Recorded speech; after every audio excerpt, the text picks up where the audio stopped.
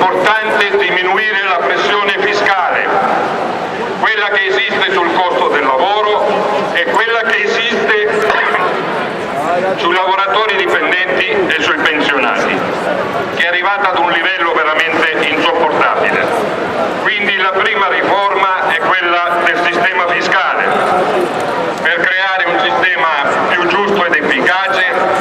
e per invertire una tendenza che oggi premia gli evasori fiscali